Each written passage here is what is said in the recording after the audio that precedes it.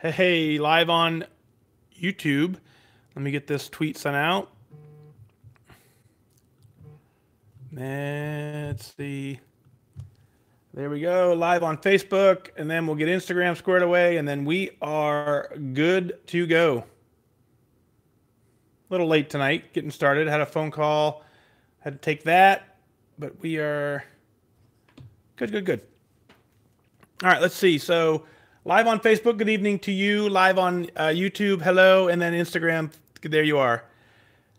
No, Pam, sometimes it just takes me a while. You know, we're 8 minutes late, but usually I try and do it at 9:30. Lately, 10 o'clock has been happening often, so it just takes me a second to get everything squared away sometimes. So cool. Again, always the best way to figure it out is Twitter will let you know the second I mean, the last thing I do before I turn on all the devices is send out a tweet saying it's live now. So really the easiest way to know when we're doing it is truly to follow Twitter. I know Facebook alerts you when it happens. At least Twitter gives you that. You know from Twitter, it's me sending it out saying, hey, it's going out right now. So Tammy's checking on YouTube. Good evening to you. Karen's here. Roxanne's here from Newfoundland. We've officially gone international. Rachel says hello, everyone. Long Island, we got Karen. Elise says help from Atlanta. What's going on? That doesn't sound good when you're sending out smoke signals from Atlanta. Corey checking in from Connecticut. Hopefully you're not getting buried in snow. Big Daddy Sanders 74. Good evening to you on Instagram. Laura, I agree. Good to be with you tonight. Always good to be here. Let's see. Colette is here. Good evening. Rockford, Illinois. Coletta, very nice. Good evening to you. Susan checking in from California. Linda checking in from Florida. Hello. Kim says hello, everyone. Donna checking in from Kentucky. Good evening to you. Joni from Ashland, Virginia, checking in on Instagram. Good evening. So, yeah, Wednesday night from Traverse. Pam's here. Let's see. Syracuse. Joanne's checking in. Marty, hello. Glenda from Salt Lake City. Diane, I saw that today. Diane's checking in. She's a brand new member of Team Lifetime. How cool is that? Congratulations, Diane. That is cool. Very proud of you. Lifetime. Feels pretty good, doesn't it? Awesome. Iowa's checking in. Good evening to you, Sheila. Lee, good evening. Haven't seen you in forever. Glad you're here, man. Angie, glad you made it, for sure. Lisa's here. Margie, hello from St. Pete. Karen checking in from Westfield. Very nice. Yeah, I don't have my glasses. They're over here. So it's funny. I only need these to read and only need them to read a little bit. And these, this is a new pair. And they're a little bit not the right prescription. So we're working on that. Sarah, hello. Mom's here. Jamie's here. Or Jamie's saying hi to Lee. Harper from the Bronx. Good evening. Ann is here. Good evening. Lee checking in from Lee. I like it. Jennifer from Mass made it through the snow. Lots of fit points from shoveling. Yeah, you guys up there, I don't know how you do it, but I'm glad you do. So we're also live in the Discord app. For those of you who are there, if you want audio only, you can check it out on the Discord app. And then we live chat in the live chat room. So we're there live as well. Paula checking in from snowy Rochester. Let's see. Down in Bloomington, Janice is here. Very fun. Yeah, everyone's congratulating Diane. Isn't that awesome? Melinda says Alabama is checking in, celebrating finding my meeting again, ready to be back at Lifetime and Goal. Very nice. You can do this. It's totally doable. Absolutely doable. Yep. Ann says 182. So 182 is going to be very similar to 54. For those of you who've caught 54, I think this will be very, verbatim-ish. We'll see. Does anybody know what today is? Is anybody tracking to see what today is? Lee, the calendar is always updated. But it may update an hour before the show, but the calendar is always correct. Paula checking from Central Florida. Let's see. Lee did a 5K walk Sunday in 55 minutes. The triple fives, got it.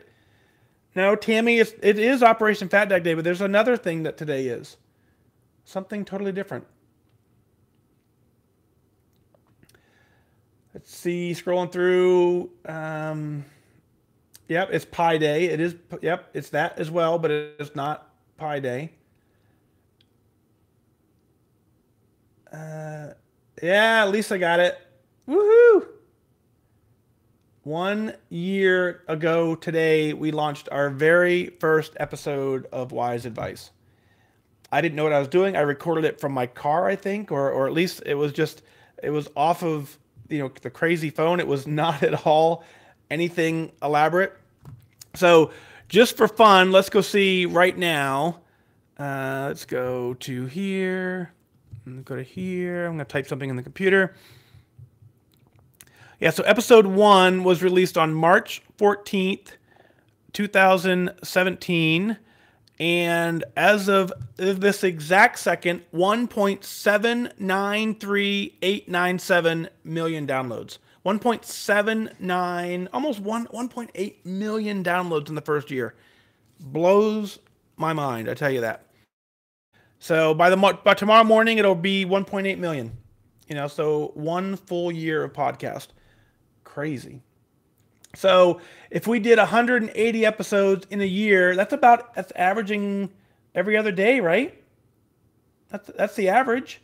So 180 episodes off of an entire year. I mean, again, and there's some bonus episodes in there, so we're slightly above every other day. I think that's a pretty good record for an entire year. Would you agree? Yep, happy anniversary, Wise Advice. Very cool.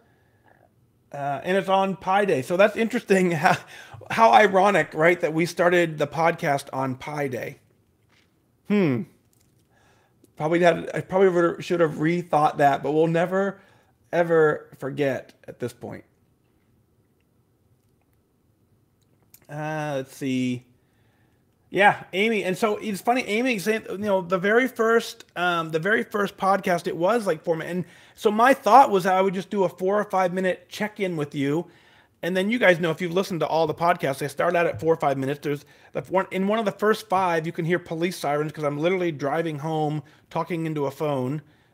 Yeah, I know, but I was doing that, and so you can hear a police car or an ambulance pass me in one of the episodes. So I quit doing that, and then I started recording them on my iPhone, and then I moved to a microphone, and moved to another microphone. We've just continued to elaborate, but it's crazy. I thought maybe a 4-minute episode would be ideal, and then they somehow started creeping up to about 20 minutes, and then now they're averaging 30 minutes. So I think 30 minutes is kind of the sweet spot. So Linda, thank you. I know, it's crazy. Crazy. Yep, you started listening at the end of March, so you've been listening for a year. Yeah, 1.793897. Let's refresh and see if anyone else listened. So now it's 1.793899. Ha, funny. Yes, Julie, all of the episodes are available in the app. You can go all the way back to I even added an episode 0.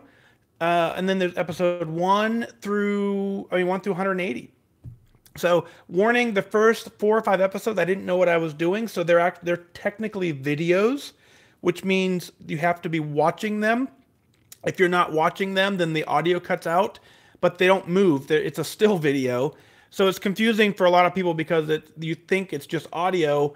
And if you multitask on your phone, you click your mail app, it shuts the podcast down. So episodes 1 through probably 5 or 6 do that because technically they're videos.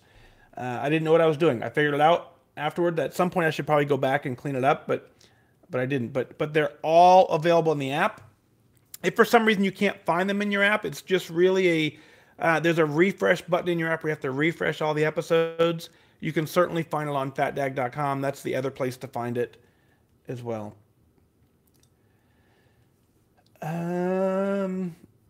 Ann says, you've changed so many lives this year. You avoided getting the 3.14 pie pizza special at our neighborhood spot. Very cool. Isn't that awesome?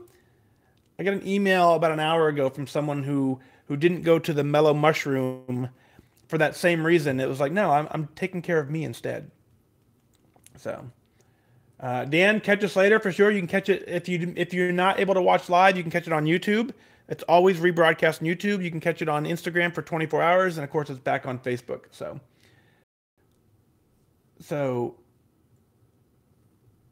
yeah, you know what, Corey? I think I've only posted like 3 or 4 videos on Connect. I never really, the Connect platform, as much as I love Connect, the Connect platform is so hard for me to navigate through. I wish I could share with you how I read a couple now, and the app just takes too long to recycle. Some of you, which again I love all of you, but some of you type some very long posts and you tag.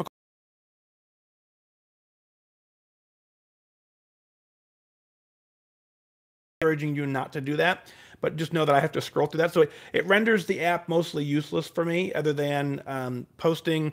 And there's about a 20-minute window from the time I post where I can interact. After that, it becomes very, very difficult to navigate. So, but it's still my favorite app out there, right? Let's see. Lee's now watching on his computer. Yeah, so Paula's listening to the Disney episode. Yeah, so we covered a lot in the last year, right? We went to Disney. I guess I don't even remember all. My mom's birthday was in there. That's coming right up. Rachel says, it's good to have you back lately. I agree. It's good to have you back. Marianne from Liverpool, New York. Good evening. Syracuse plays Arizona, so go Syracuse. I can do that. Let's see. All right, Diane, have a great night already. So, very fun. Cool. Yeah, so on Instagram, T.S. Holt, is that my guess, told one of my patients about your podcast today. Thank you so much. And there's a couple episodes where Mandy, I don't know if Mandy's here, I haven't seen her pop in yet, but Mandy is here because her doctor recommended the podcast, and she's down, oh man, my memory escapes me, but significant weight loss. And so she goes back to her doctor and says, look, I did it. I'm doing it. So Mandy, are you here? I don't know which device you normally pop in on, but Mandy, comes doctor recommended, which is cool. So I think I put a post on Connect not too long ago, something along the lines of, I think it was after Mandy's episode, I said, I'm recommended by 1 out of 10 million doctors or whatever, something like that.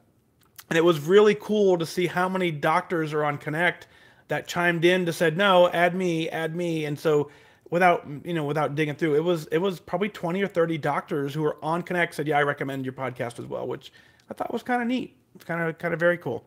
So thank you for recommending. Hopefully they get plugged in and we'll go.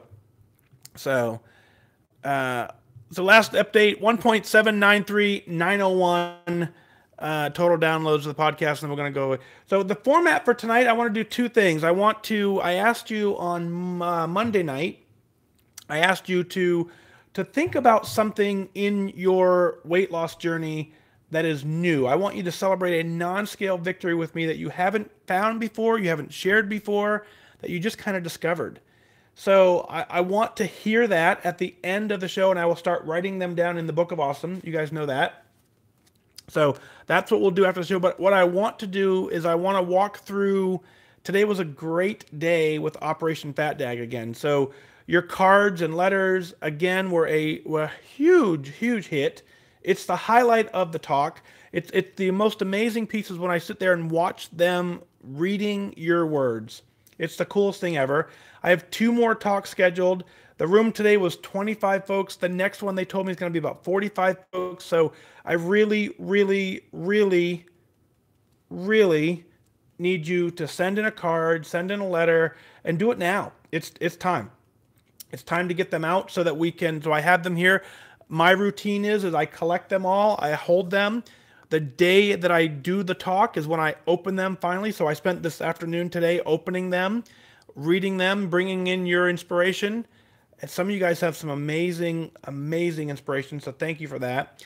I go down, deliver the talk that I'm going to tell you about in just a second, and then I hand them the card. So that's what tonight's show is going to be about. I'm going to recap that.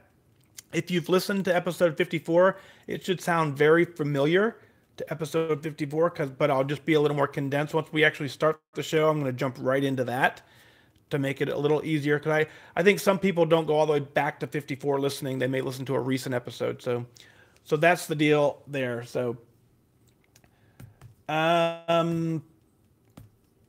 Lee says, my non-skill victory is that my newest why is to help all of my meeting mates and connect community by inspiring them and making it known to them that they will hit goal. So Southwest Washington checking in, Mima for UFC. Very nice. Very cool. Good evening to you. All right, are you guys Diane's here. We'll take a second. Diane from New York. So Diane wrote me in an email that I was going to work on the show, but because you're here, I'll just share it.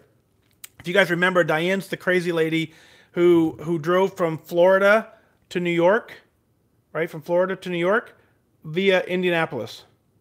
Yeah, that's her. Yeah, so that's Diane. So she popped into my meeting room last week. It was a complete surprise, even though she had warned me ahead of time she was going to be there. I missed it. So Diane, so anyway, her non-skill victory is they went on a cruise, or went to take a ferry, and they had pulled in the space, and there was no way she could open her car door. So she couldn't open the door. So her husband said, why don't you just climb over the center console and get out? Because the two options were sit in the car and miss the whole ferry boat thing, or climb over the center console. So she climbed over the center console. But what's cool about it is at first she hesitated because mentally her brain said you can't do that. Because, you think about for so long in our lives, we haven't had the ability to do this stuff. And so her brain hadn't caught up to her body yet. So her brain said, no, we can't. And then her body said, well, yes, we can. And then her body convinced her brain we could do it. And she climbed over the center console. And I can just imagine how fun that was and how cool it was. And so that's her non-skill victory. So Diane, remind me if I don't later, I want to get that written in the book because I think it's awesome. Yes, when you send in your cards, so here's what you do. When you send in your cards, I do open them, every single one of them, because I want to, not that I don't trust you, I want to draw off the inspiration. So if you seal the card, it's fine. I am going to open it. If you're looking for them to reach out to you, I don't provide the envelope with your return address. So you need to write it in the card. If you want them to reach out to you, that's totally up to you. But you don't have to at all. But if you want to, that's an opportunity for you to do. I know a couple of you did, and I think that's very, very cool. But yeah, but if you send them in, a lot of people send 2 or 3 in an envelope. They'll put them in a FedEx envelope and they'll lump them together. Some people mail them individually.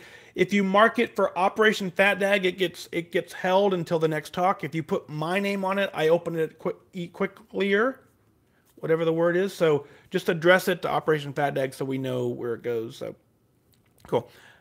Whew, it's a mouthful. Episode 182, you ready? I'm ready. I want to get this done. I want to tell you about my day. Test, test, test.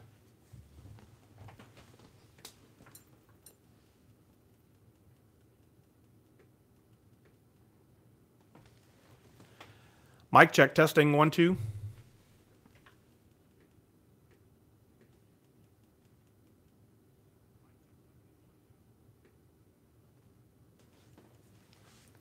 Oh, that's really weird.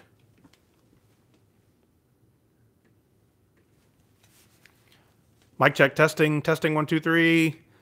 Test, test, test, test, test, test, test.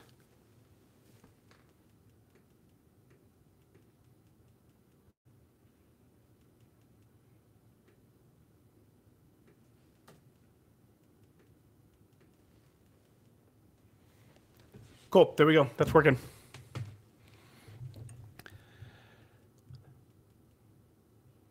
So 1.793.910.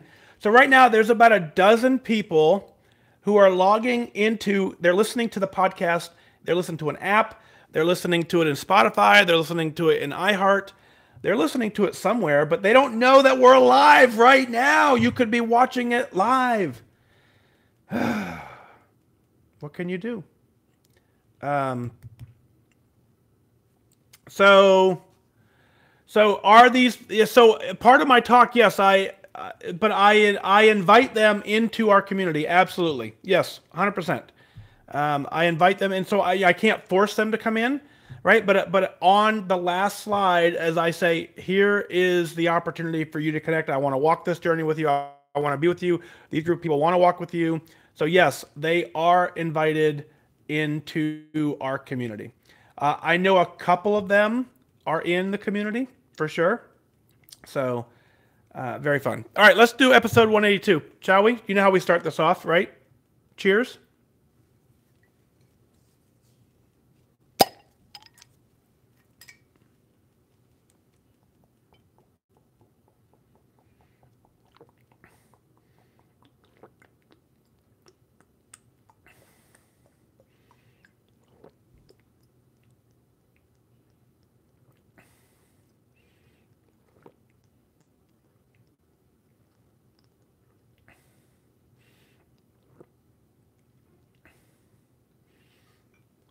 Brain freeze. I missed a little bit.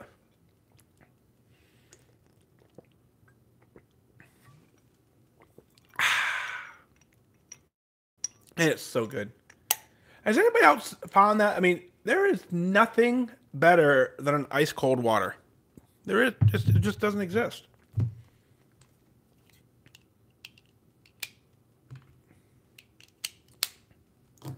Here we go. Let's see if I need my glasses or not. I think I'm going to go without the glasses tonight. We're going to try it.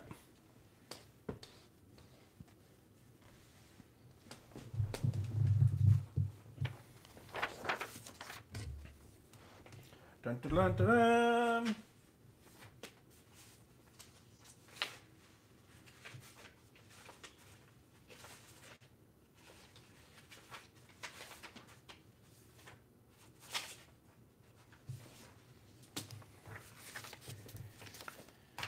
All right.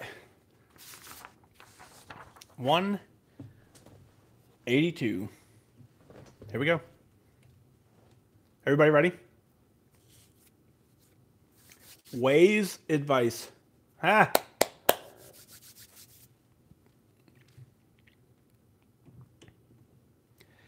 I am your host, Fat Dag. You're listening to Wise Advice. My weight loss journey failed when I focused on how. It wasn't until I switched my focus to why that I truly transformed myself.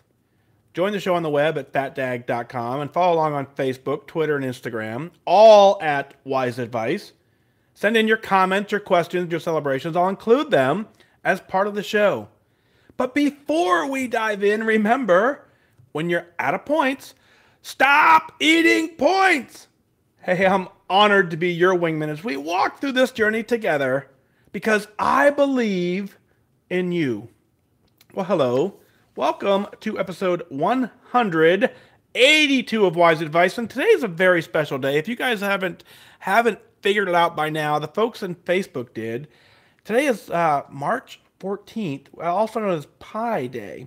And coincidentally, it's also the day that happy birthday to the Wise Advice podcast. It's exactly 1 year, 1.79 million downloads later, and we continue to make a difference. We continue to rock the world, but it's been an entire year. Do you remember the very first episode? Have you gone all the way back to listen to episode 1? It was about 4 minutes long. I think I recorded it from my car. I think somewhere in the first 3 or 4 episodes, you can hear a police siren as a cop was passing me or coming the other direction or something along those lines. And we went from episode 1, 2, 3, 4. They were about 4 or 5 minutes long, and you guys kept saying, "Hey, I want to work out with this, and can you increase the episode?" And so we started growing and growing. And so we're 1 year into the podcast, 182 episodes in the first year. That's about every other day. I tell you, we do the show every single day, except for the days that we don't, but we're batting about 50%. I think that's a pretty good success rate. We'll see what 2018 brings. We'll continue to get it done because you guys continue to tune in. You continue to download. We're on Spotify. We're on iHeart. We're in Stitcher Radio. You can download the Wise Advice app from your app store. Please, while you're out there, give it a review. That kind of is the way for most people to understand this actually is worth listening to. And if you continue to tune in, I thank you for that. We continue to grow on Facebook and Instagram and do the show live on Facebook. Man, we've come a long way in 1 year. Can you imagine if I would have started out a year ago and I would have said, you know what? I want to do all this. I want to have 1.8 million downloads. I want to be on 5 live streams. I want to be on every single device. You know, I was recording from my car. I had no expectation that we would grow to where we are right now. I was recording in my car before I would leave for the day because I wanted to make sure we got it out there. And so if I would have set up myself from day one with the expectation of I have to have 1.8 million downloads in the first year, I would be a failure. Because we're about 7,000 away. And there isn't anyone on the planet that would disagree that 1.79 is a good number. And so it's very indicative of our weight loss journey, right? When we set ourselves up and we say, I want to lose 50 pounds in my first year. And then all of a sudden we come up on the first year and we're down 49.7, we missed our goal. So it's best not to set goals. It's best to just set your course of action. It's best to just charge forward, do your best every single day, and be surprised by the results. Today is also a very special day because we had an opportunity to do an Operation Fat Dag. And for those of you who may not be fully aware of what Operation Fat Dag is Operation Fat Dag is, you know, of course, you know my story. I was about ready to be kicked out of the military. The military had enough with me messing around with the fitness test and not taking one and not getting it done. The military said, yeah, it's time for you to go. And I said, no, wait a minute, I have bigger plans. There's more to this journey than what you know. I have plans. I'm going to get this done, and I did. And so what I come to find out is that the number one retention issue in the military is for fitness. We lose so many people to fitness, and on top of that, the children of today, you know, 71% of them are not eligible for military service, and a large portion of that is because they're overweight. So if we continue to lose people out of the military and we can't replenish people into the military, all because of fitness, well, I said we need to do something about that. And so Operation Fat Dag was born, and the Army Guard invited me in to come talk to a group of soldiers who were facing disciplinary action for their inability to pass a fitness test. My story caught on, and I was able to walk in and tell them that, hey, you can do this. I believe in you. And so that's essentially what Operation Fat Dag is, and it grew from that. I got some exciting news to share with you in just a second. But so Operation Fat Dag is essentially me wanting to make sure that the number one retention issue in the military has someone who's looking out for them. I put a call on Connect and I said, folks, if you're interested in helping me with this, we can change the world. And we have next week, a week from today, we're probably going to maybe broadcast live from the Operation Fat Dag Facebook page. So if you're not following the Operation Fat Dag Facebook page, it's different than the Wise Advice page. But we have about 15 to 17 people who have stood up and said, you know what, Mike, I'm with you. And on their own dime, on their own time, they're driving to Indianapolis. None of them are from Indianapolis, I assure you of that. They're all flying into Indianapolis. We have a meeting room secured for next Saturday. We're going to have dinner on Friday evening. We're going to kind of break the ice and get to know each other. And then on Saturday, we're going to spend all day reviewing the bylaws, reviewing our program guidelines, and we're going to build Operation Fat Dag as a 501c3 nonprofit charity. The mission of this charity is to do exactly what we're doing, is to deliver talks, is to deliver inspiration to military members. It's to provide them the tools that I believe were not available when I was walking this journey. It's to reach into the household and take care of the family too. And we really want to ensure that no person struggles with this. No person should have to end their military career because they couldn't find the help that they needed. That's what Operation Fat Dag is. And so a week from tomorrow, we start that. A week from Friday, I guess we start that in. And so again, we'll broadcast part of it live from the Operation Fat Dag Facebook page. You know, we may kind of reach out and go from there. But I really want you to know I appreciate every single person on this planet. The team that's flying in, it blows my mind that people are willing and able and wanting to be a part of this. We're well on our way to be approved by the IRS as a 501c3 charity. It's just a great. So to kind of celebrate our 1-year anniversary, to celebrate the birth of Operation Fat Dag, and to celebrate all that we are doing as a community, I want to recap episode 54 for you. And so episode 54 is my talk to the Army Guard.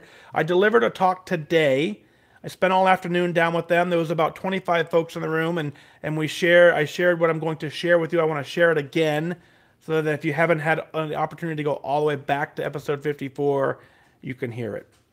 So I'll kind of set the stage and tell you what's going on. So, you know, the Army Guard, again, hats off to them. The Indiana Army National Guard specifically, they understand that, you know, when I was struggling with my fitness, I didn't know where to turn. Whether it was there or not is irrelevant. But I did not have access to it, either through my own fault or I don't know who. I'm not pointing blame.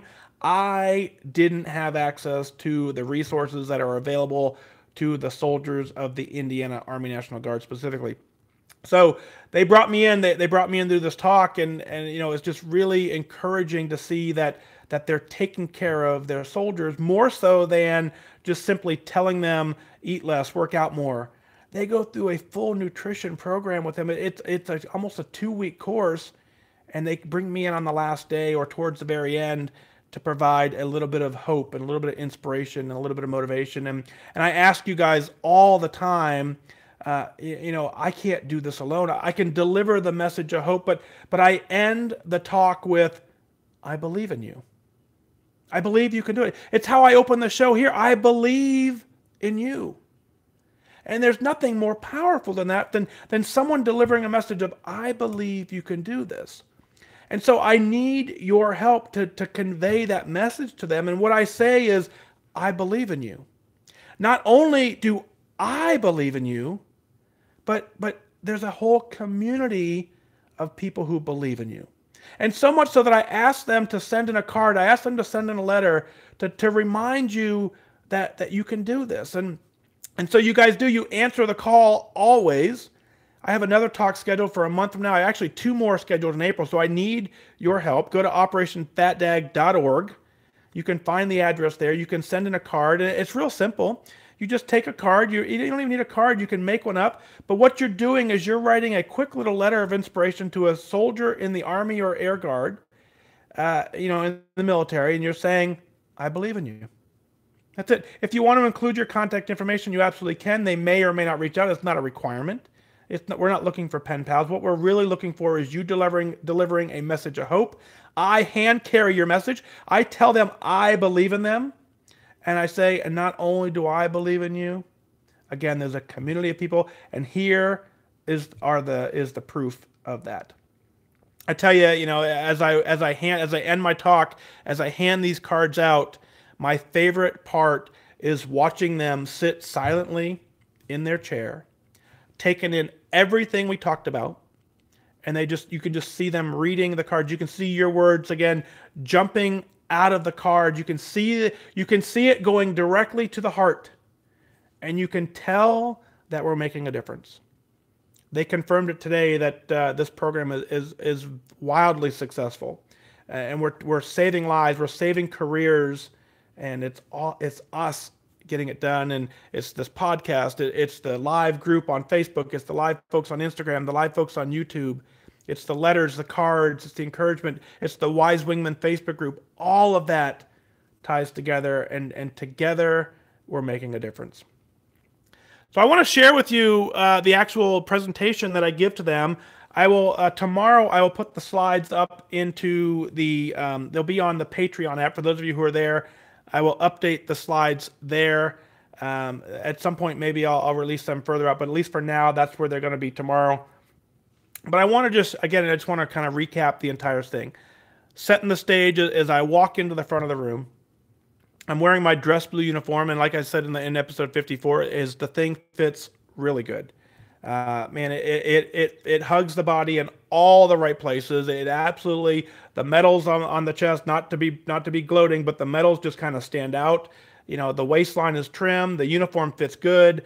I feel special when I wear it. I feel like I'm on fire. I feel like for the first time in a long time that I'm a fit military member, and I actually am very proud. I've always been proud to wear the uniform. Don't get me wrong, but I tell you, when it fits good, it's a whole different level of pride.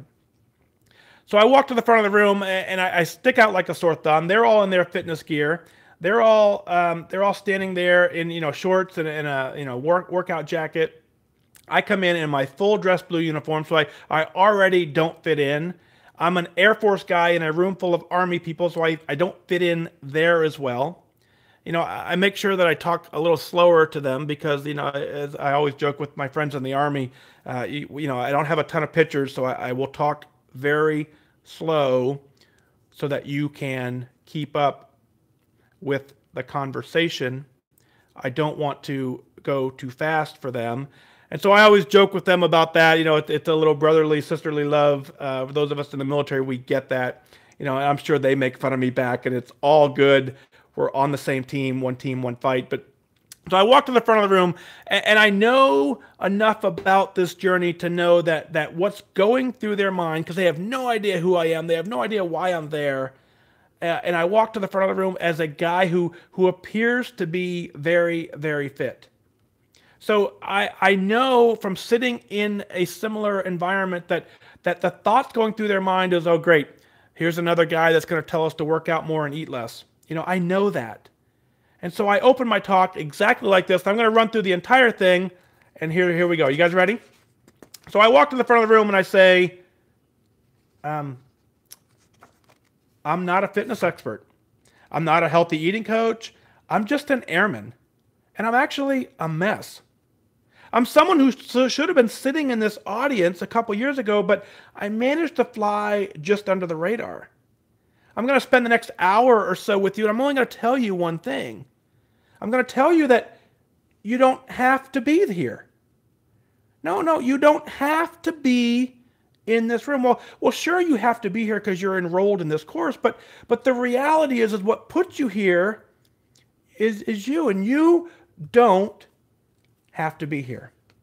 That's all we're going to cover. We're going to spend an hour. I'm going to tell you all about my story. I'm going to tell you all about my journey, and I'm going to leave you with that.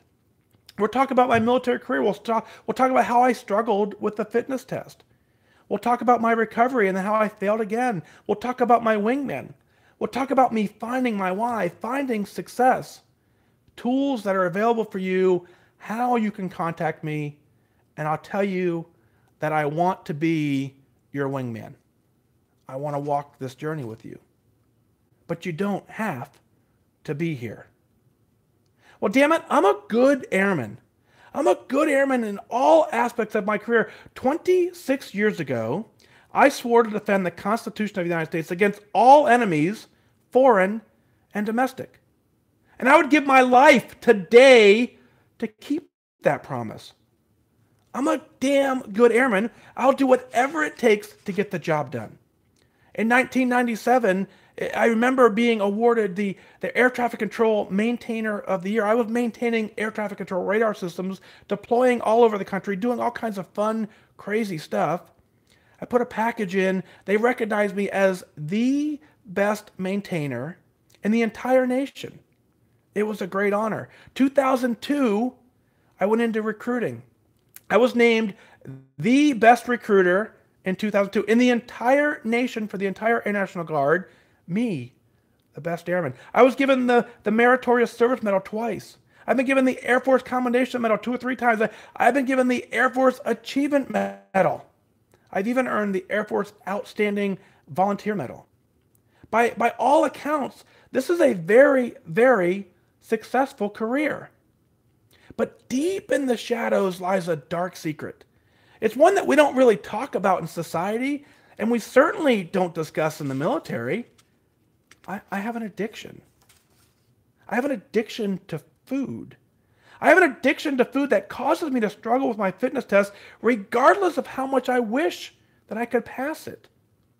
I've been in the military for 26 years, and for about 20 of them, I've been overweight. I actually really wanted always to pass this fitness test, but I just never really understood the process. I remember my very first time struggling with the test back in 1997. I just came off of a deployment. I was in the Maine Air National Guard at the time, and I was transferring over to the New Hampshire Guard. The world was changing, our mission was moving, and so this entire team of people, we deployed together, and then all of a sudden we transfer units. One by one, we make the transfer from the Maine Air Guard to the New Hampshire Air Guard, and I stepped up to make the transfer with my team, with my buddies, with folks that I lived with, in tents for many months. And one by one, they transferred it. And when it came to me, they said, well, hang on, Mike. You actually can't transfer with them. You have to stay behind. Because part of the transfer process requires that you meet a height and weight standard, and you're actually overweight. Well, damn it, I'm a good airman. I've done everything you've asked me to. I take care of my career. I do whatever it takes. And it didn't matter at that moment in time because nothing else mattered except for the fact that I was overweight. In 2001, let me back up. I ended up losing the 5 to 10 pounds at that point. I ended up transferring. I ended up joining the unit and continuing on in my career. And I remember then going in 2001, going into recruiting school. And so I was very excited. I'm very proud to be in the military, very honored to be able to share this opportunity. I said, I want to share this story with so many other individuals. I want them to be able to join, and I want to facilitate that process. I applied to go to recruiting school in 2001. I get there, and just before I arrive, they tell me, hey, Mike, by the way, when you get there, you're going to have to pass a fitness test.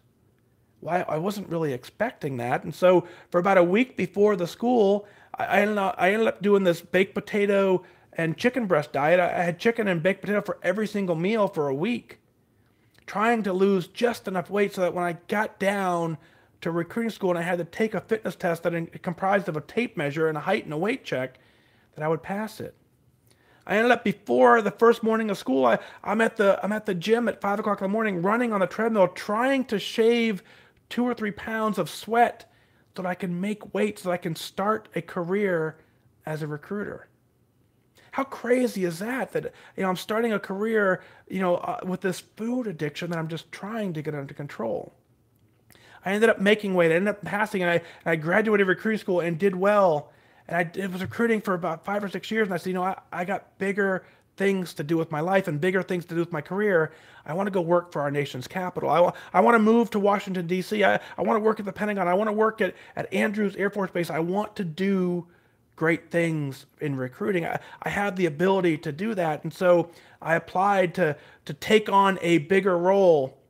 And they said, Mike, thanks for the application, but we actually need a copy of your fitness scores. And at that time, I'm thinking, it doesn't matter. Look at my resume. Look at all the amazing things I've done. Who cares about the fitness test? I'm a good airman. I'll do whatever it takes. So they asked for my fitness test, and I actually didn't have a fitness test on file. And so I go to the base, and I said, hey guys, I'm applying for this job, and and for the most part, everyone at the base was real excited and was an amazing opportunity. And they said, okay, let's get you a fitness test. So I go out and I take the fitness test. I remember very vividly running the test, running with folks, and they said, I could tell I was behind the pace, and I wasn't doing well. The wind was blowing. My score was not good. And I had an opportunity to, as I'm running the course, there was a kind of a shortcut that would have shaved probably half a mile or so off of the run that probably no one would have ever noticed. And I was offered the opportunity to take the shortcut, and I said, no, I'm not gonna do that. And so I ran the full course, and I crossed the finish line, and when I did, they handed me my score, and they said, congratulations, you passed. Now, I celebrated that. That was an amazing day, but as I look back on it, as I know what it takes to pass that test, I don't believe that I passed. I believe that they took care of me to help me through. So that was 2005, and so there were various things in my career that they always reminded me that I had to take care of my fitness, but I was just doing everything I could to make sure the job was taken care of. I was never, ever taking care of me. I was real good at losing weight. Every year I would lose the weight that I needed to get to the next milestone, but I wouldn't take care of me. I told you, I was a very good airman by my definition, and that good airman meant that I was doing the job, but I didn't know how to pass the fitness test.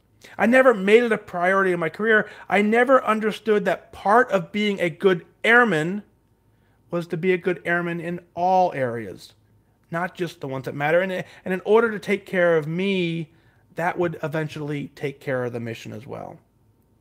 Rather than trying to pass the test, I spent most of my career trying to find ways to beat the test. I remember very vividly, again, walking into the night before a fitness test, going down to the local spa and talking to the lady there and say, I need a seaweed wrap. And I remember laying there at 240 some pounds and being wrapped in seaweed and extracting any amount of water out of my body so that I would shave 2 inches off of my midsection so that I would pass the tape in the morning.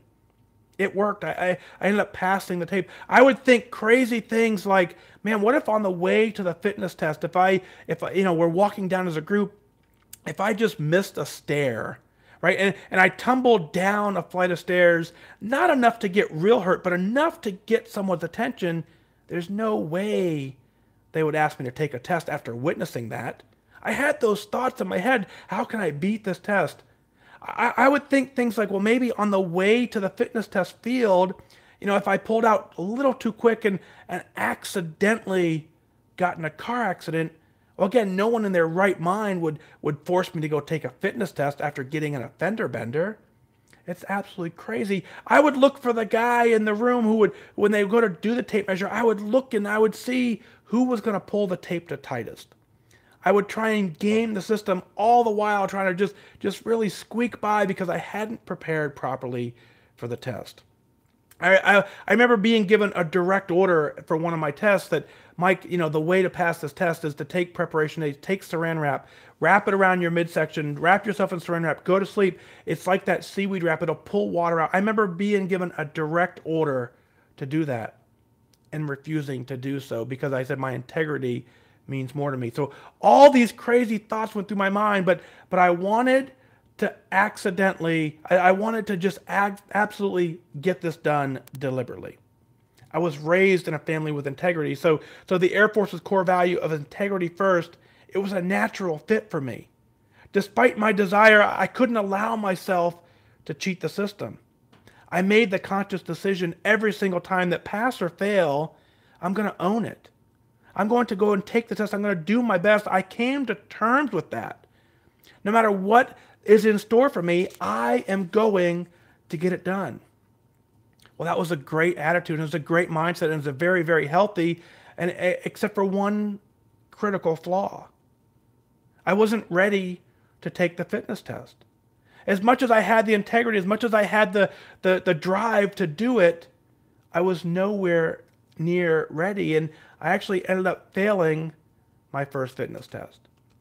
And so it was very, very difficult for me to consider, because all this time I've been able to do whatever it took to pass it. I would squeak by every single opportunity, but this time I didn't get it done. I had just moved to the state of Indiana at this time, and I was still the brand new recruiter, and we had that the unit-wide assessment, and they taped me, and I was 1 inch over my max. It was an automatic failure. And so there was nothing. It didn't matter how fast I ran. It didn't matter how many push-ups I did. It didn't matter any of that. What mattered is that my tape was too much. I was overweight. And so my first thought was I was mad at the guy who pulled the tape because he didn't pull it tight enough. If he would just pull the tape measure just a little bit more, we could have gotten that 1 inch, and I would have been out to do the run. And I decided at that point is that even though I failed the tape, I decided to go out and complete the rest of the issue because it was the tape guy's fault for getting that. And I quickly realized as I was out there running my 1.5 miles that it actually had nothing to do with the tape. I wasn't even prepared to run. And so I took my failure and I owned it. Now, I'm at the point in my career where my leadership my next line of chain of command is a 1-star general. And so my first counseling session ever from failing a fitness test or for anything for that matter was with a 1-star general. And now generals certainly have more important things to do with managing and battling and fighting wars than certainly talking to me about a fitness test. And so I sat down and the general and I, we went one-on-one and he said, Mike, he goes, what's going on? What happened?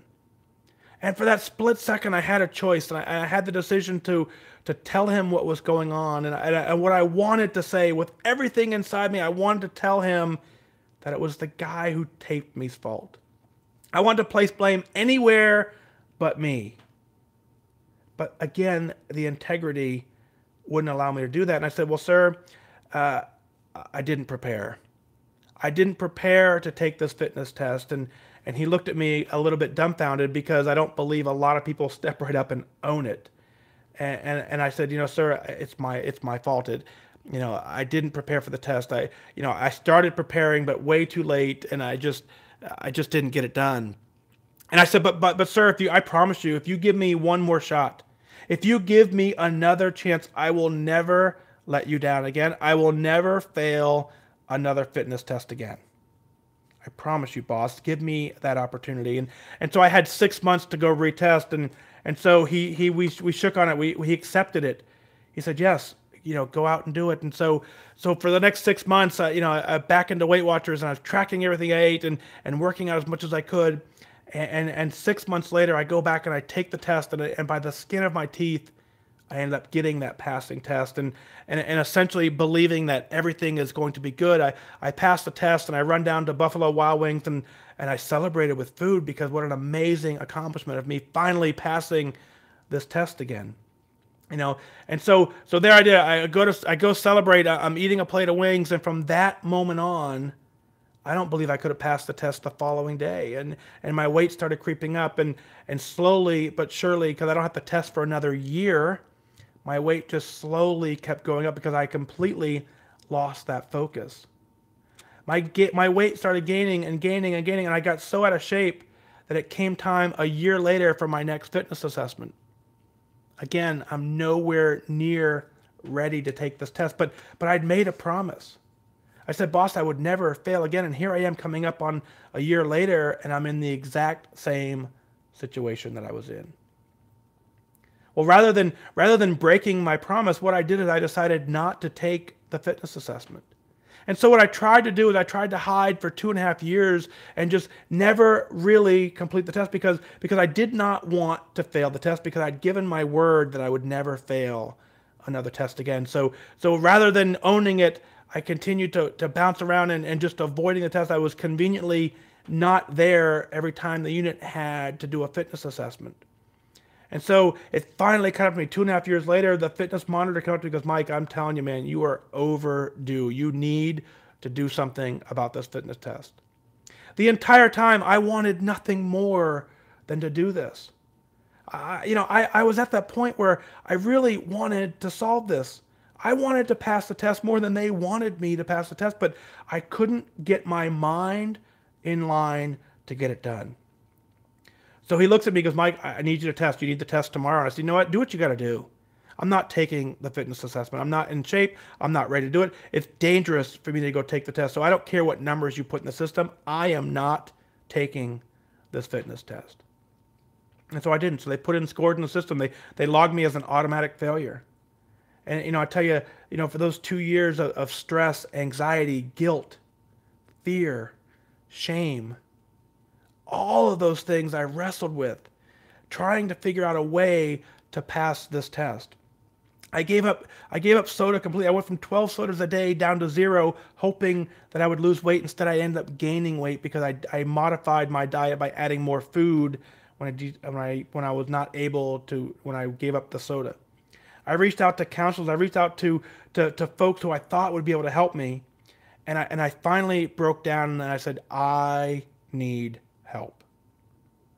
I sent out an email. I sent a letter to about 20 or so of my closest friends and people that I really looked up to, people who I thought had everything together in their life, people who I wanted to emulate.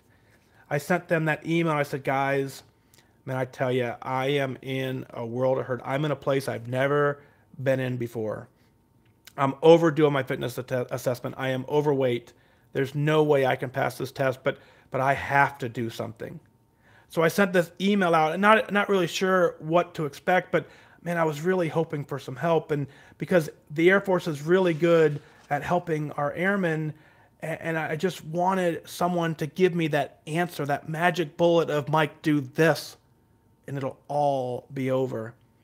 And I ended up getting a whole bunch of replies, but none of them made an impact. And many of the replies were, Mike, you should work out more. Mike, you should eat less. Hey, if you want to go to the gym, I'll meet you at the gym.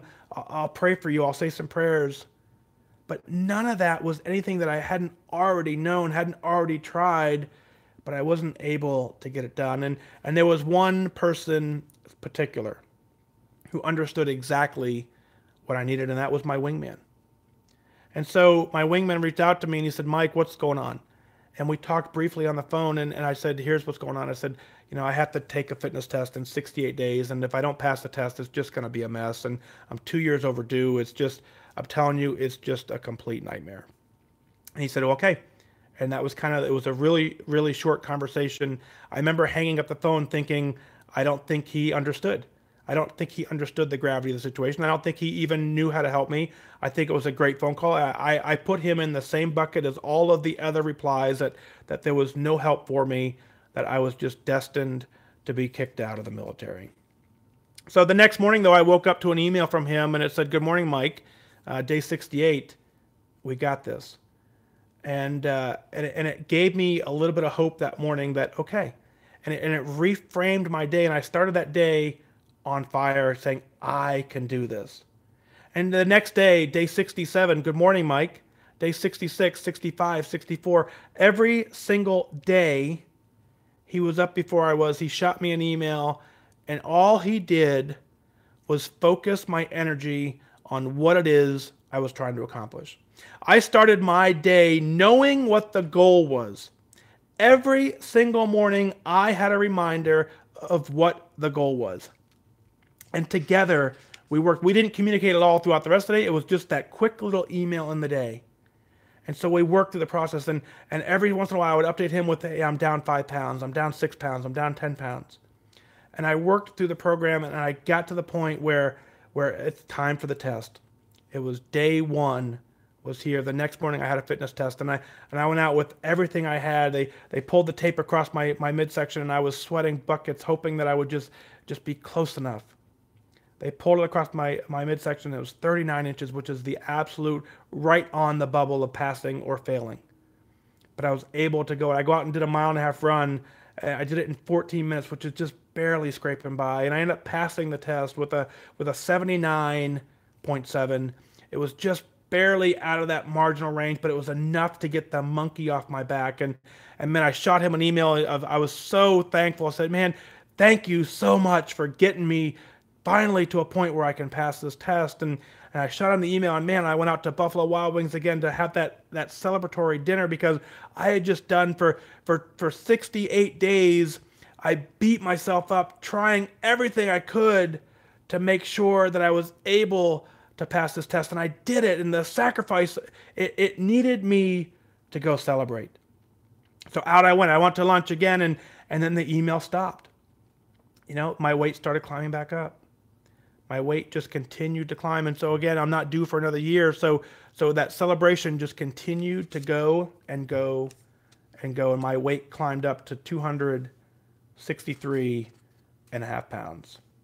It's the most I've ever weighed in my life. And here I was. I just passed my fitness test a year ago, but it's an annual requirement. And I know now that I'm coming up in the first of the year, and I'm due for a fitness assessment.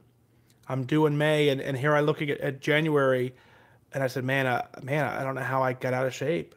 A year ago, I passed the test. Had I just stuck with it, I wouldn't be in this situation. So January 1st, New Year's resolution, I find a picture that just kind of opens my eyes. I said, it's time to get this done. And I said, okay, I got it.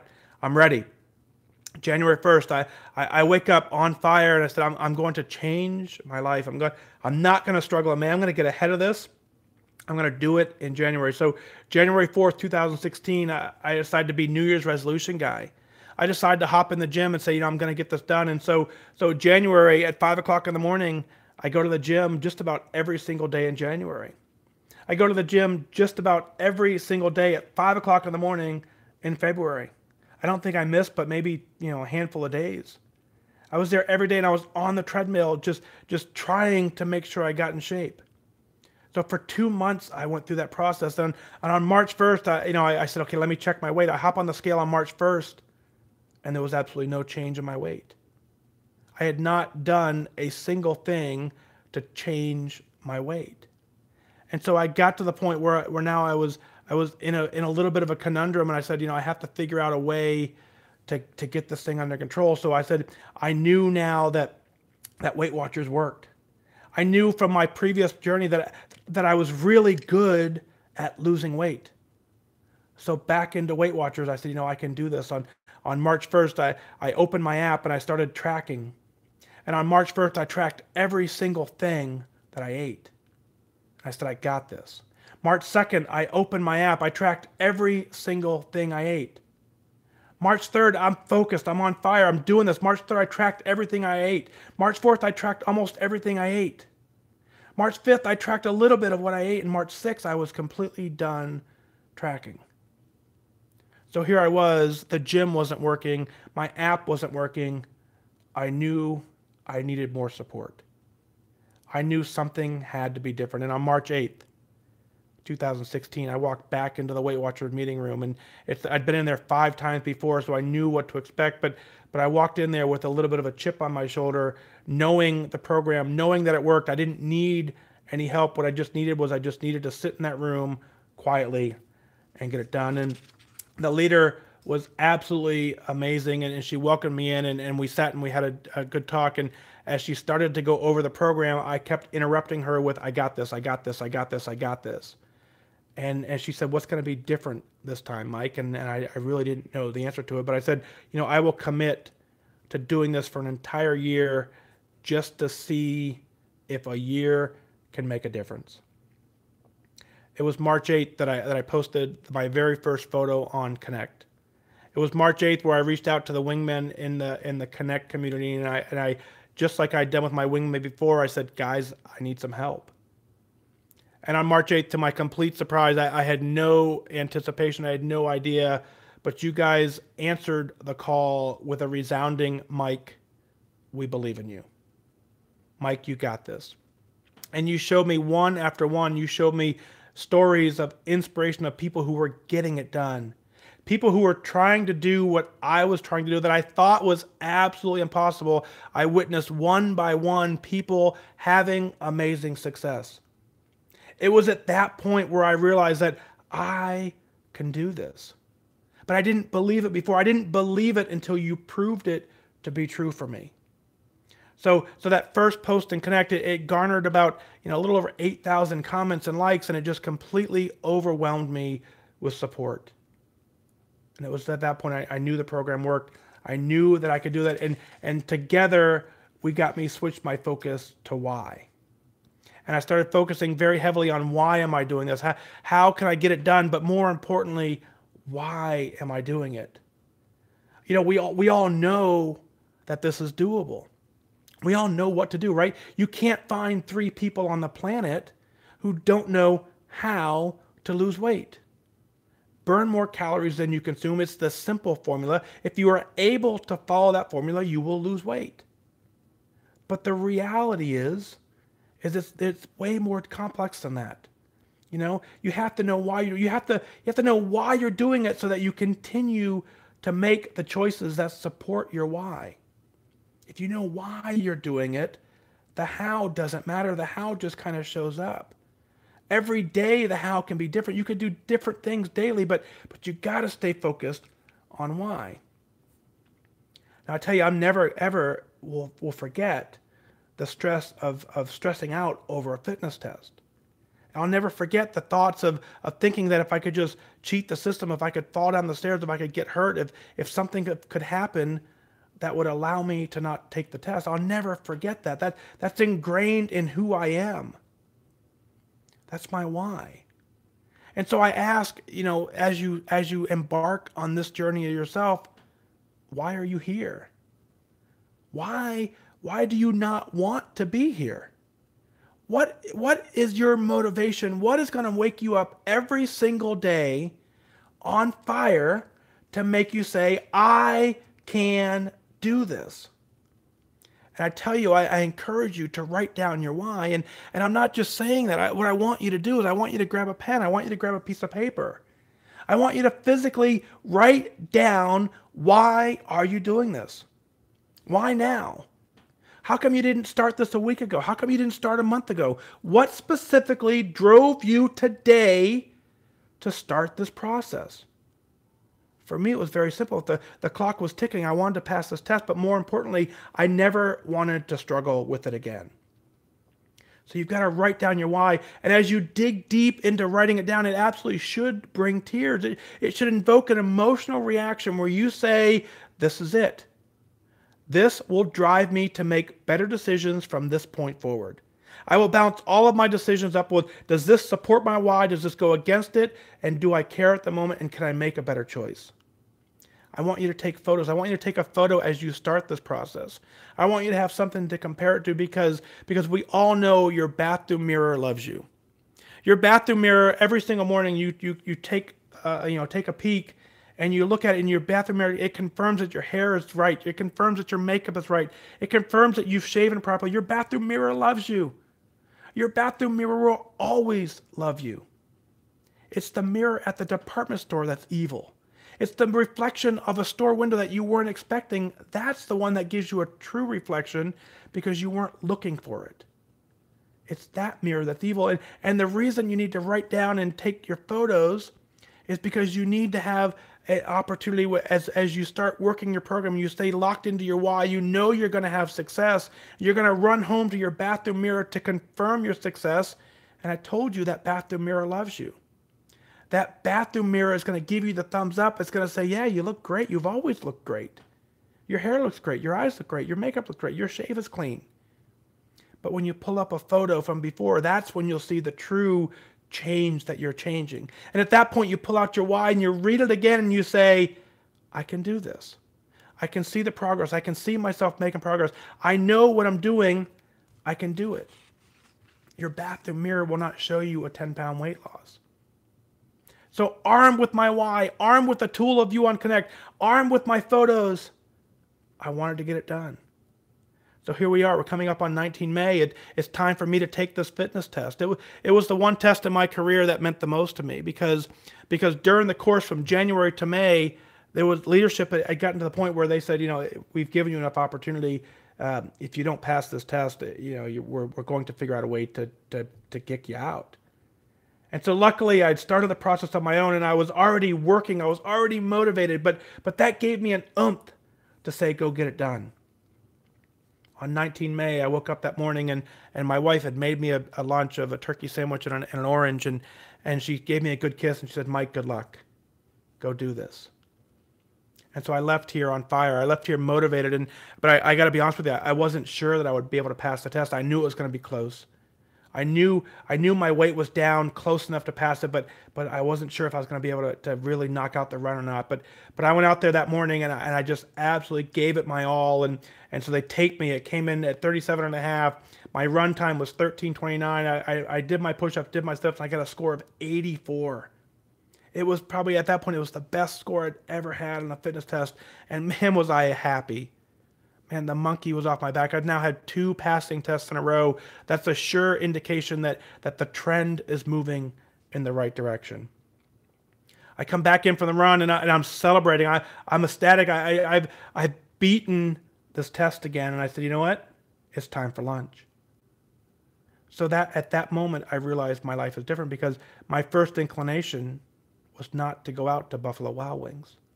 My first inclination was man, I have a very yummy turkey sandwich sitting in the fridge. And I walked down to the hall and I grabbed the sandwich and I grabbed the orange and I sat at my desk and I sat there in complete silence, internally celebrating perhaps the biggest change in my life that has ever happened.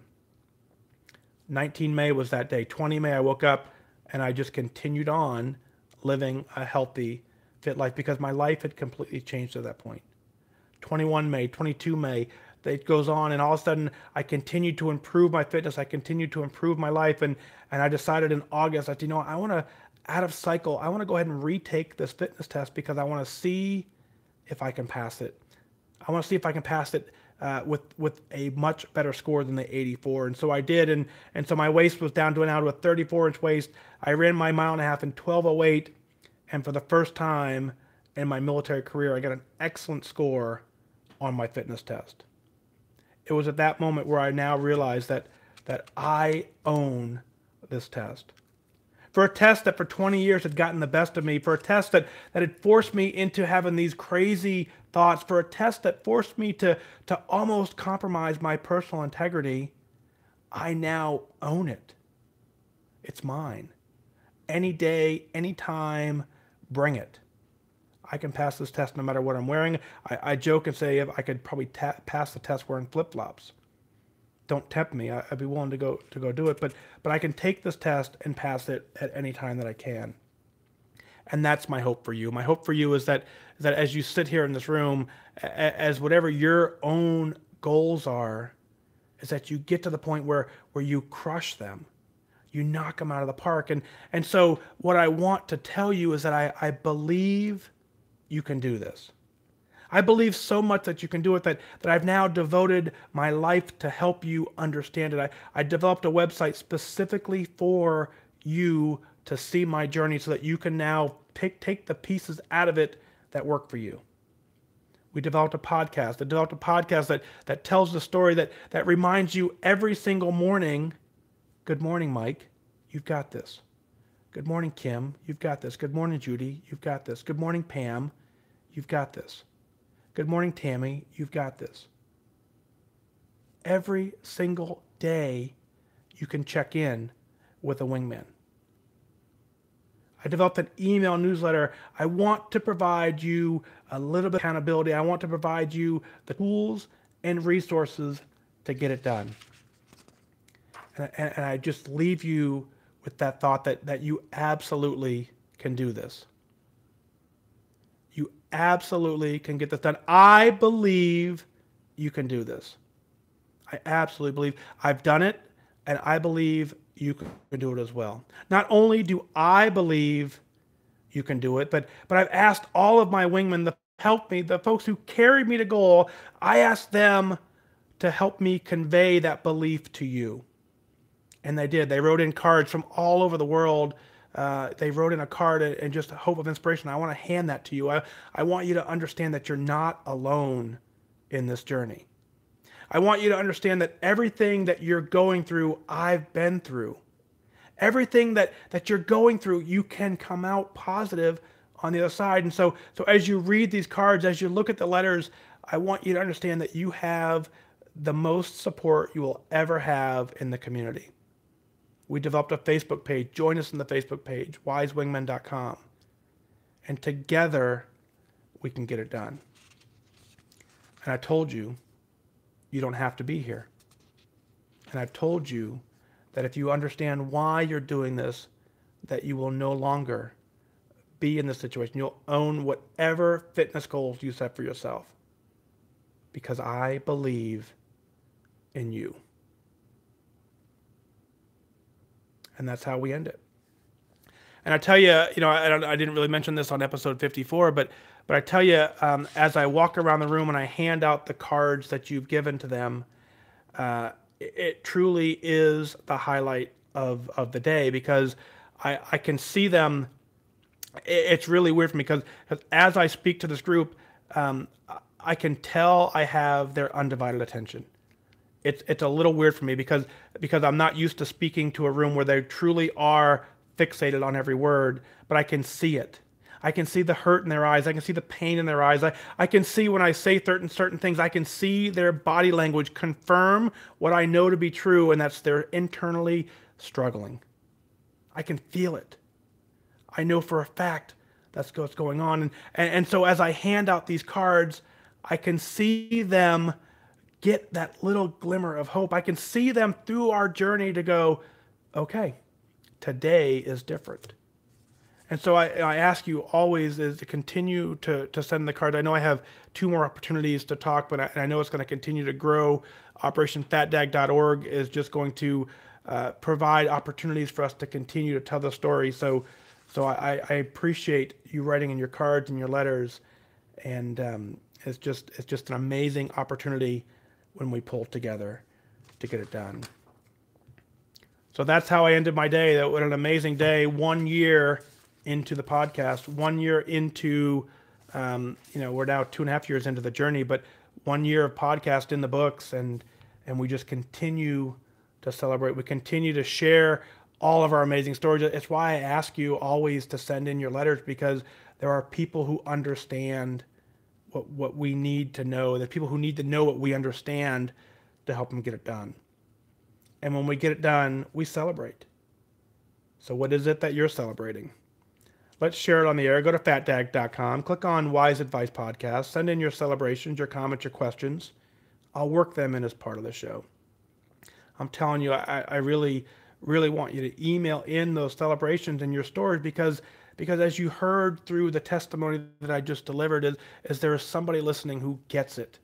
There's someone listening that says, man, I didn't know. I thought I was all alone. And your story, I can't tell every story on the planet because I've only lived mine. And so we're missing so much of the population if we just only tell my story. As we tell and share your story, we reach further and further into the population, and we completely change lives. I want you to be proud of that. I want you to be proud of what you're doing. That internal pride lasts forever. But that's going to do it for this time. Remember, losing weight and getting healthy has nothing to do with luck. You have to remain disciplined and focused. Set your sights on your goal and go after it. I wish you good focus.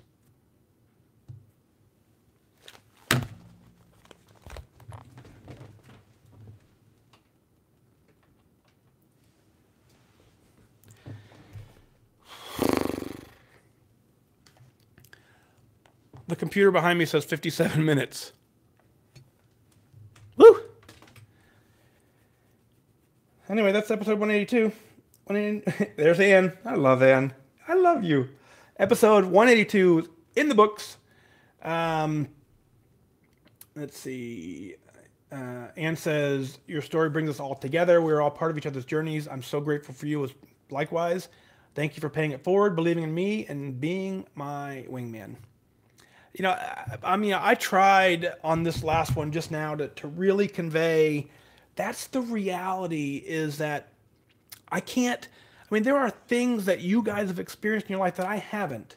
And there are things that I've experienced that you haven't. So if I only told my story, one, it'd be a boring podcast, but if I only told my story every single time, we would miss out on all these other people who have so much else going on. But as we share and share and share, people connect from all over the place, and we just get it done. So speaking of that, let's write in the book, shall we?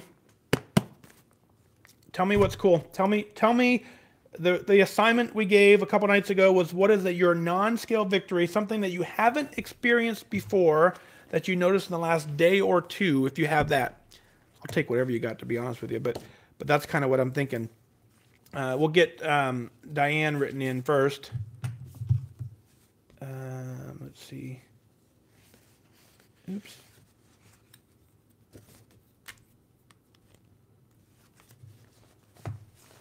Let's see. Sharks Girl 19 says, I have a non-scale victory. I am entering week 4 of a plateau. I've lost 48.2 pounds.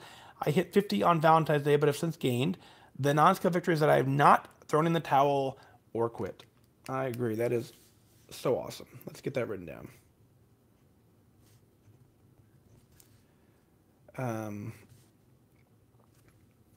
4-week plateau. Down 48.2 is incredible.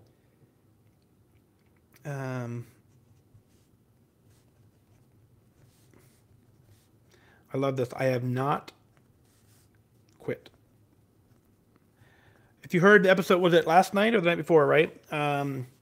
If you truly embrace this as a lifestyle, there is nothing to quit.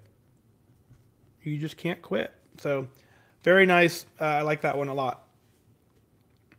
Let's get Diane written in here because we said that. Diane.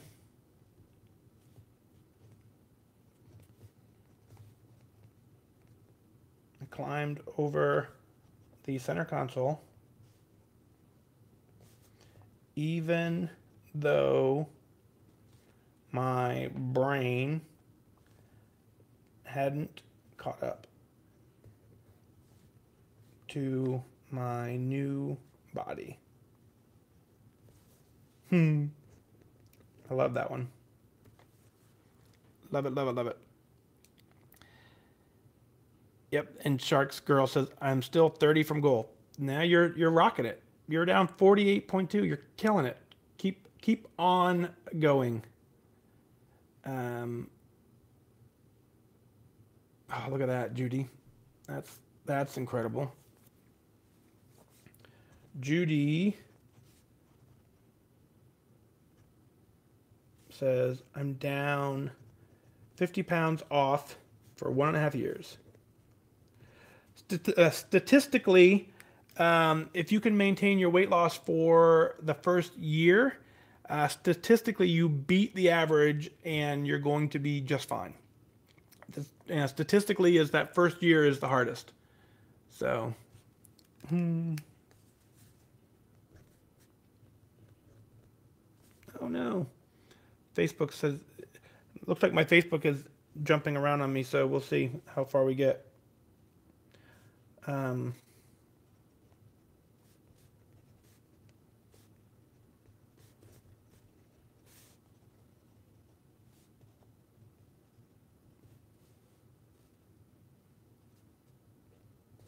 Lori says I was able to do regular push-ups this week.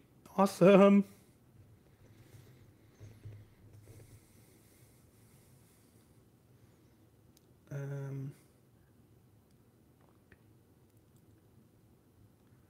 Look at that. That's a great one.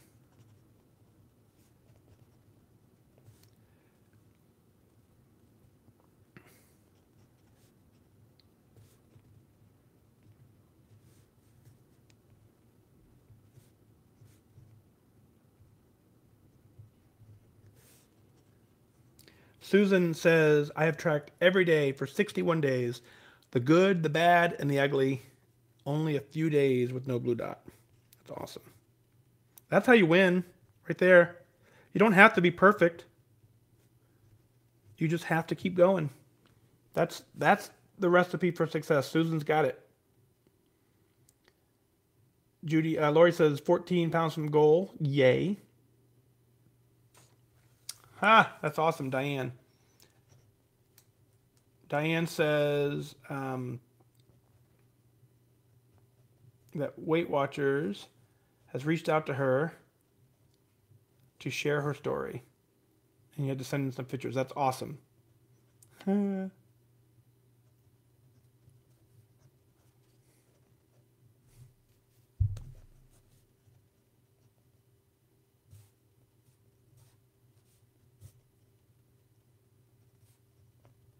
Congratulations. I hope they use it. Miss Lifetime.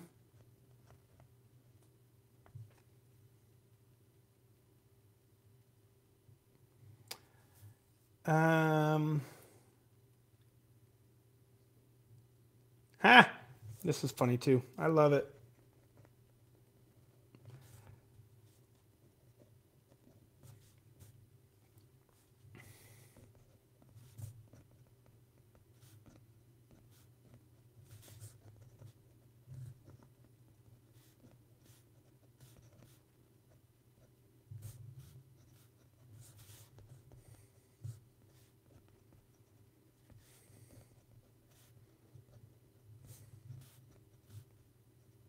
Melinda says, this time last year I was going to see Phantom of the Opera and I was in tears because I had nothing to wear.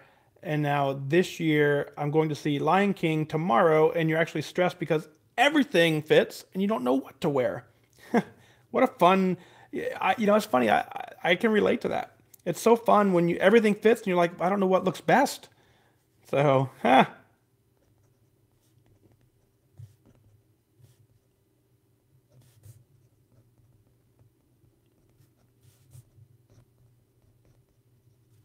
awesome. Way to go, Melinda. Very cool. Karen is tracking daily.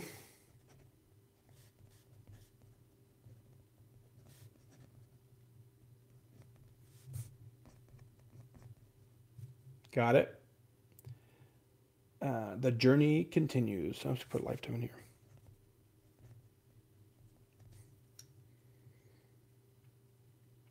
Daisy, woohoo! Daisy's here.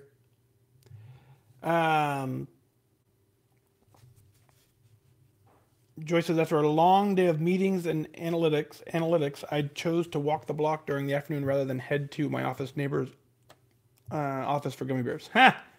No gummy bears for you.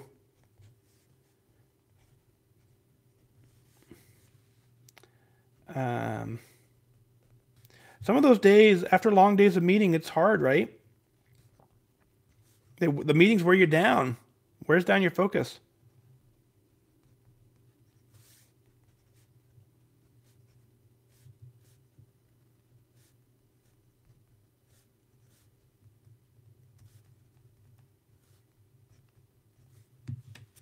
Very nice.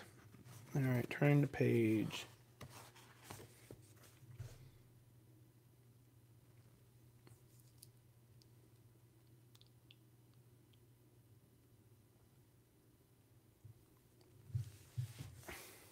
This is a good one too.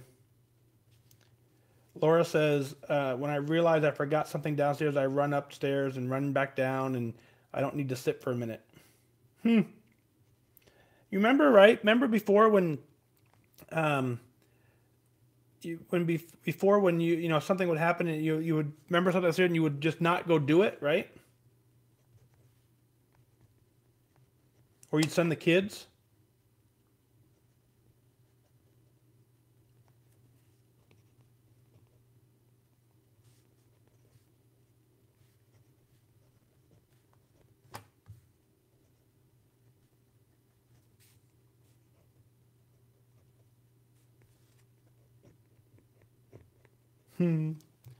Very good.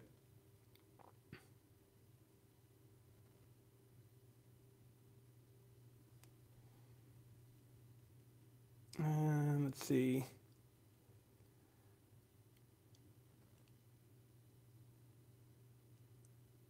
Yeah, Pam, that's a good one, right? So Pam says she lost 78 pounds and you're about 2 pounds from your Weight Watcher goal. It's so weird that you're so used to being thin now and it feels so natural. You don't even think about being self-conscious about my size anymore, right? Then I run into people who are just astonished at my weight loss and think, oh yes, I used to be fat. And so I agree with you. It's almost like you never really remember. It does. The memory does fade quickly. I agree. And it's awesome. I,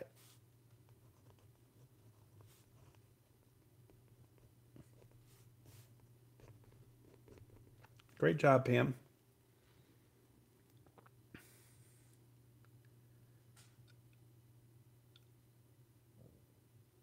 Uh, Rosalie, I think. Rosalie, good evening to you. Joanne's going to walk the dog. Yep. This was fun too. Um,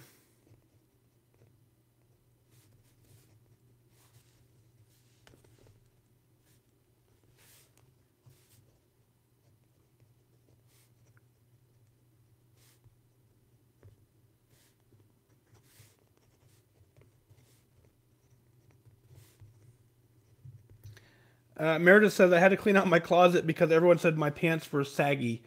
Um, it's so fun because it's so true, right? Is that um, you can always wear something that's too big. It'll always fit, at least enough to whatever. So we forget when our pants get saggy that we can actually go down 2 sizes or so. Very fun.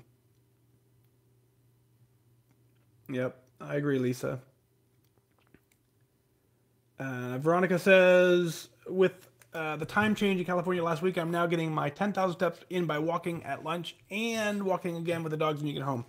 That's the best thing about this time of year, right? You get more daylight. But you still have to get out and go do it.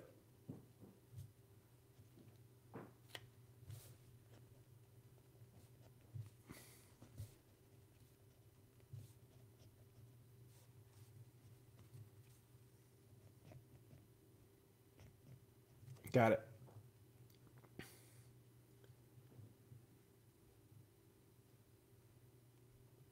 Laura said, I remember not being able to carry shopping bags in. Yeah. Yeah, Laura also says, love sitting with your legs crossed with no knee or hip stress, right? Isn't that fun? Yep. Yeah, and Lori says, bought 5 pair of pants that fit me, and your coworkers thanked me when you started wearing them. It's so true. When, again, you can always wear something that's too big. It'll always fit. So there we go. You guys are immortalized into the book of awesome. So very, very, very, very fun.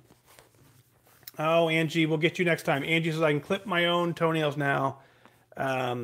Very, very fun. We will certainly get that, because that is fun, right? When you can finally recognize that. So, all right, folks, let's, it's late. We have an hour episode 182 is in the books. You guys are awesome. Thank you for being here. It looks like YouTube probably crashed on us, so I love that. But Instagram, we rebooted. Facebook, hopefully the whole video is on Facebook. Hopefully it made it. If not, of course, the episode will be on the podcast. Thank you, thank you, thank you, thank you, thank you, thank you for an amazing year. Truly, truly my honor to walk this journey with you. I believe you can do it. You know that. You absolutely know you can do it as well. If you've been around here for at least more than 10 seconds, you know you can do this. Go do it. Instagram, I wish you good focus. Have a good night. Facebook, again, thank you so much for being here. Thanks for being a part of this amazing year. It's been an incredible journey, and the best is yet to come. I firmly believe it. And so I want you to stick around for the next year. Let's see what it brings. Let's see where we are a year from now. It doesn't take luck. It doesn't take hope. It's all you getting it done with focus, discipline, and determination. So I wish you good focus. Good night.